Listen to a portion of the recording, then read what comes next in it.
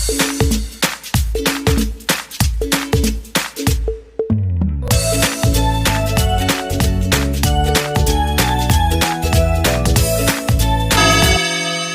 Friends, class 12th के English के about the writer के इस वीडियो सीरीज में आपका स्वागत है। लास्ट क्लासेस में हम लोगों ने मार्टिन लूथर किंग जूनियर के बायोग्राफी को डील करने की कोशिश किया। इससे पहले अगर आप पीछे की तरफ देखते हैं तो वहाँ पे जाकिर हुसैन जैसे हस्ती के बारे में देखा हम लोगों ने। उससे पहले भी हम लोगों ने बहुत सारे पोएट के बारे में देखा। आज उसके बाद एक अच्छी खासी हस्ती के बारे में डिस्कस करने वाले हैं, उसके बायोग्राफी को डील करने वाले हैं, स्टडी करने वाले हैं, जिस हस्ती का नाम है मनोहर मालगांवकर। जी हाँ, ये एक Indian author, novelist of fiction and non fiction, मतलब नॉवेलिस्ट थे, उपन्यासकार थे और शॉर्ट स्टोरी राइटर थे। इनकी जन्म होती है 12 जुलाई 1913 को और मृत्यु हो जाती है 14 जून 2010 को।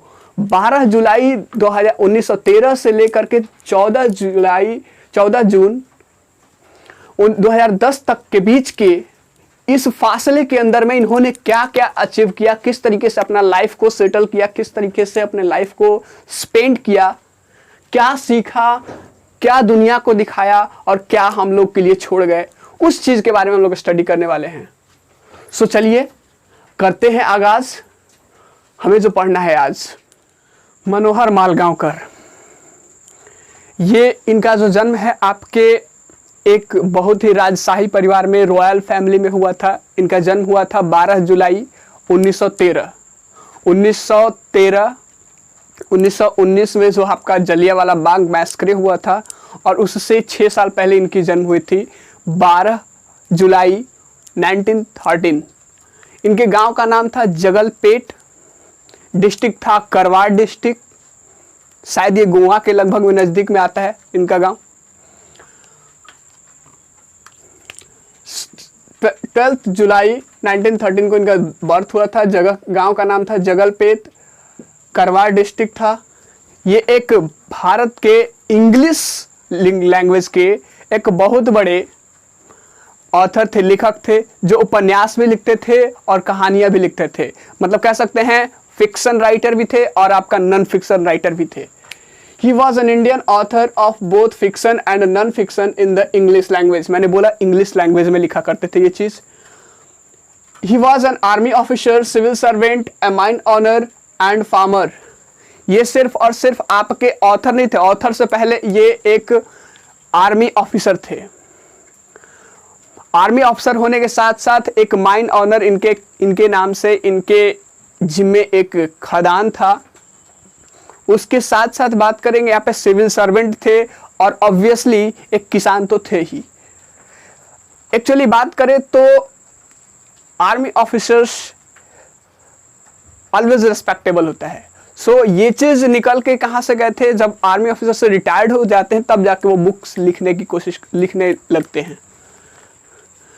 इनके जो नाना जी थे उस समय, आप ये राजशाही परिवार से बिलोंग करते थे, इसका अंदाजा इससे लगा सकते हैं कि इनके जो नाना जी थे, मैटरनल ग्रैंडफादर, इनके उस समय ग्वालियर प्रांत के राज्यपाल हुआ करते थे, गवर्नर हुआ करते थे। His maternal grandfather had been governor of Gwalior state. State में से यहाँ पे आप ध्यान दीजिएगा, स्टेट में राज्य नहीं होगा, प्रांत होगा। ग्वालियर प्रांत के क्या वो हुआ करते थे, वो गवर्नर हुआ करते थे।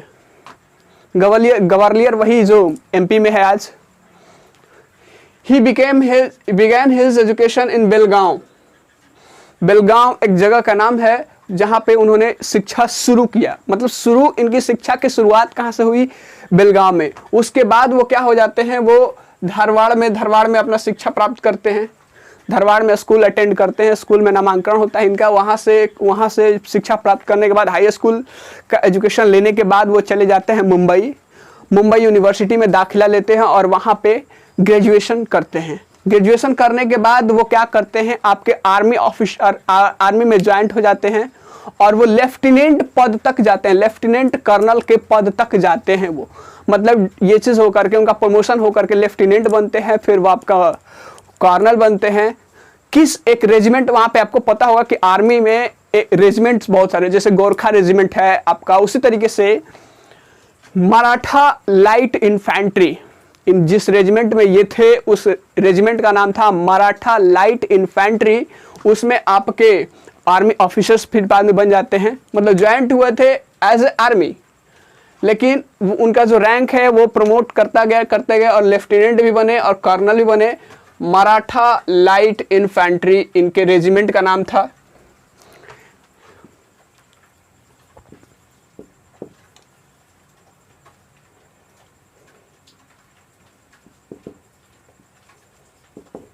रेजिमेंट का नाम था मराठा लाइट इन्फेंट्री।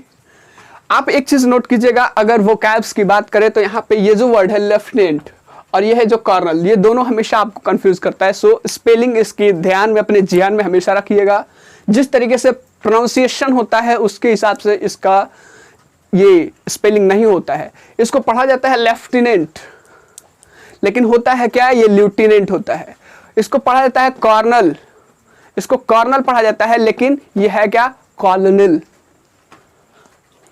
एक पोस्ट है आपके आर्मी में। He retired from service at the age of 39। सोचिए 39th की एज में, बहुत कम उम्र है, 39th की एज में ये उस सर्विस से रिटायर कर जाते हैं। इतने साल में, 39 साल में वो क्या कर जाते हैं, इतने बड़े बड़े पोस्ट को अचीव कर लेते हैं। He retired from service at the age of 39। 39th के उम्र में वो चीज क्या कर जाते हैं, रिटायर कर जाते हैं वहां से। रिटायर करने के बाद वो क्या होते हैं, एक बार कुछ समय के बाद क्या होते हैं, एक बार पार्लियामेंट के लिए भी खड़ा होते हैं, सांसद के लिए भी खड़ा होते हैं।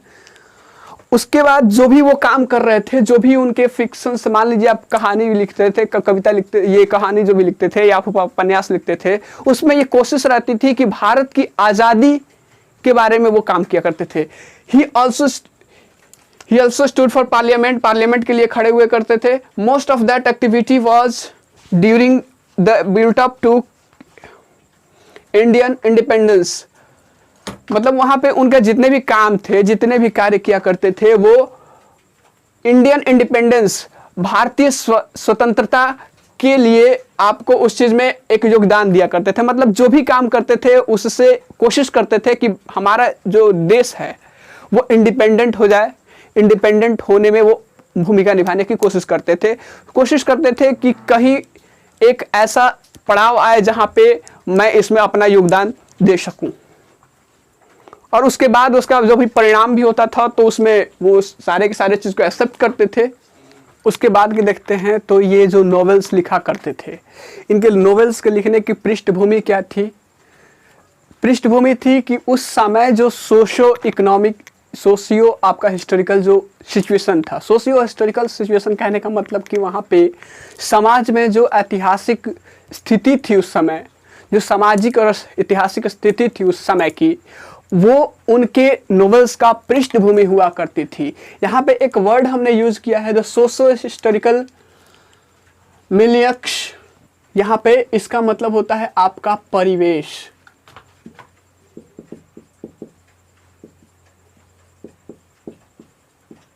परिवेश आप लिख सकते हैं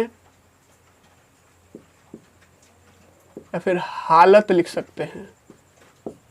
उस समय की जो हालत थी उस पे ये उनकी ये नॉवेल्स का बैकड्रॉप होता था, मतलब पृष्ठभूमि होती थी। पृष्ठ मतलब कि वो चीज उनका मेन मुद्दा होता था, इशू होता था, और इस पे अपना जो भी नॉवेल्स लिखा करते थे वो लिखा करते थे। The socio historical milieux of those times form the backdrop of his novels which are usually of action and adventure, जो कि एक्शन और एडवेंचर दोनों से क्या हुआ था, भरपूर होता था उनका नॉवेल्स। उन्होंने बहुत सारे, मैंने बोला कि वो ये नॉवेलिस्ट तो थे ही, मतलब फिक्शन वाले तो फिक्शन राइटिंग तो करते ही थे, उपन्यास तो लिखते ही थे, उसके साथ साथ गैर उपन्यास जिसको बोलते हैं आपका स्टोरी राइटिंग भी करते थे, शॉर्ट स्टोरी राइटर थे। और उन्होंने बहुत सारे बायोग्राफियाँ लिखी हैं, बहुत सारे आपके इतिहास लिखे हैं, वहाँ पे हिस्ट्री लिखे हैं किसी चीज़ के बारे में। He also wrote non fiction including biography and history.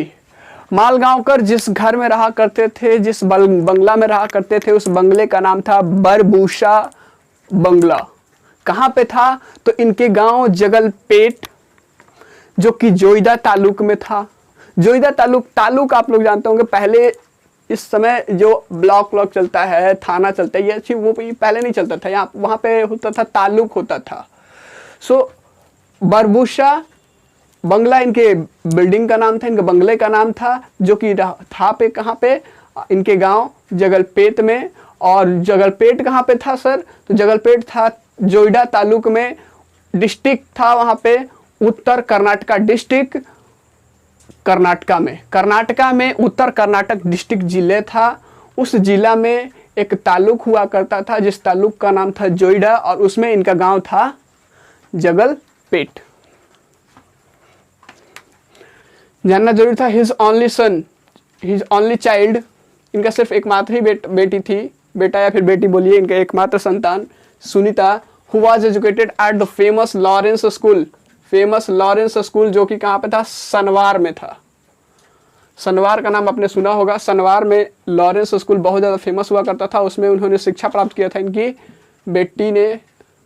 और फिर भी वो क्या हो जाती है, 1998 में उनका डेथ हो जाती है, मृत्यु हो जाती है।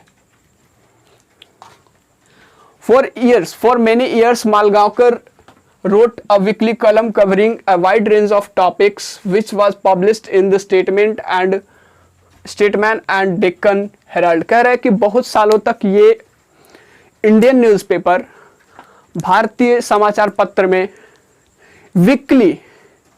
वीकली कॉलम, मतलब आप कह सकते हैं, आप देखे होंगे कि जो न्यूज़पेपर आपने पढ़ा होगा उस न्यूज़पेपर में कुछ ऐसे वहाँ पे राइटर के नाम दिखाया जाता है, आप देखेंगे वहाँ पे, तो जो सप्ताह में हर सप्ताह कुछ ना कुछ लिखते रहते हैं। ठीक उस तरीके से बहुत सालों तक इन्होंने वही काम किया था, जिसमें बहुत सारे टॉपिक्स पे डिस्कस किया करते थे, वहाँ पे बहुत सारे टॉपिक्स पे डिस्कस किया करते थे। और जिन ये न्यूज़पेपर में ये लिखा करते थे वो बहुत उस समय प्रचलित चर्चित न्यूज़पेपर हुआ करते थे। भारत के ही न्यूज़पेपर थे, इंग्लिश न्यूज़पेपर थे, द स्टेटमैन और डेक्कन हेराल्ड। इसके लिए उन्होंने बहुत सारा वीकली कॉलम लिखा करते थे, डेक्कन हेराल्ड और आपका हो गया statesman. He is well-known novelist and short story writer with over 25 publication in his credit। ये नॉवेलिस्ट तो एक बहुत प्रचलित थे ही, उसके साथ साथ शॉर्ट स्टोरी राइटर थे, और इनके हिस्से में इन्होंने 25 पब्लिकेशंस के लिए अपने नॉवेल्स लिखे और शॉर्ट स्टोरी लिखा। 25 पब्लिकेशन प्रकाशन इनके हिस्से में आया। इनका जो इम्पोर्टेंट वर्क था, जो इम्पोर्टेंट काम किया था, जो बुक्स अच्छे लिखे थे, जो बहुत ज़्यादा प्रचलित हुए थे, the princess, a bend in the Ganges, और तीसरा है बॉम्बे बिवेयर। ये तो था इनके बारे में। जो आज आप जो टॉपिक स्टडी करेंगे, जो आपका जो चैप्टर है अ पिंच ऑफ स्नफ, जो पिंच ऑफ स्नफ है वो पूरी तरीके से इन्होंने ही लिखा है। और दूसरी चीज़, ये जो चैप्टर है इससे यहाँ पे आपको देखने को मिलेगा, इनकी बुद्धि के बारे में देखने को मिलेगा कि किस तरीके से लिखा करते थे, लिखने का तरीका इनका क्या था। और दूसरी चीज़ एडवेंचर देखने को मिला, कुछ अजूबा देखने को मिलेगा। और एक चीज़ मोस्ट इम्पॉर्टेंट, इसमें भरपूर कॉमेडी है। इनकी बहुत ज़्यादा अच्छे तरीके से इन्होंने गढ़ करके जो गहरा कॉमेडी जिसको बोलते हैं, भरपूर कॉमेडी देखने को मिलेगा इस चैप्टर में।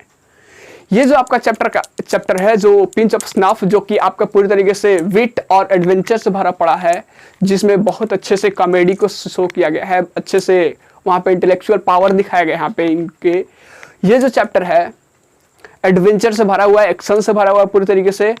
एक्शन आप सर मार धाड़ वाला मत समझिएगा। और दूसरी चीज, ये जो पिंच ऑफ स्नफ है, इनके एक बुक था, एक शॉर्ट स्टोरी था, contemporary Indian short stories in English. इससे आपका लिया गया है, एक छोटा सा टुकड़ा लेकर के आपके बुक में डाला गया है। सो ये रहा आज का क्लास मनोहर मालगांवकर के बारे में। सो उम्मीद करता हूँ समझ में आया होगा। It's all for today. Thank you class. Have a nice day. Stay healthy, stay live, stay happy forever।